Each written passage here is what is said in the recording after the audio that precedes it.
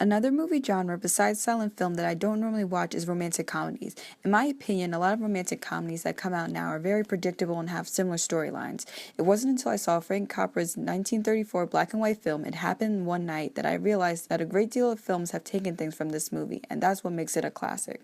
It Happened One Night stars Clark Gable as the main male lead, Pete Warren, and Claudette Colbert as the main female lead, Ellie Andrews. This film is about Ellie Andrews, a spoiled heiress that elopes with a pilot, King Wesley, against her extremely wealthy father's wishes. While sailing on their yacht, they have a huge disagreement about Ellie getting her marriage annulled. Out of anger, Ellie jumps off the ship in order to catch a bus to New York City, where she plans on reuniting with her husband. During the bus ride, she meets Pete Clark, a recently unemployed newspaper reporter. He eventually realizes who she is and makes a deal with her. If she gives him an exclusive on her story, he will help her reunite with Wesley. If not, he will tell her father where she is. Ellie agrees but shortly loses all her money, resulting in her relying on Pete to help her. After many adventures together, the two begin to realize that they have feelings for each other. This movie is a classic for several reasons. The first is because it's multiple genres. It is mainly a romantic comedy because of the love story that unfolds between Ellie and Pete. Two characters that bickered constantly due to their big personalities, but managed to bring out the best in the other person and causing them to be attracted to each other. With Pete's character, he was heartless and somewhat a jerk. He was telling off his boss and quitting his job, he was arguing with the man on the bus, and he refused to give Ellie his seat, but as the movie went on, he became a more appealing person.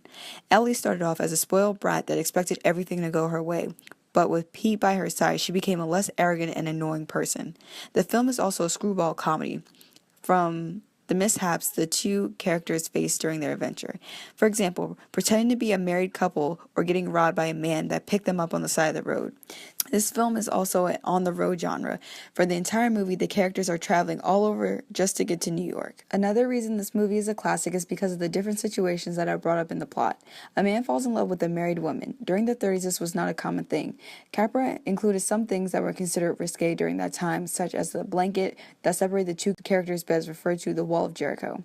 Another risque but also memorable scene from this movie was when Pete and Ellie were trying to hitchhike.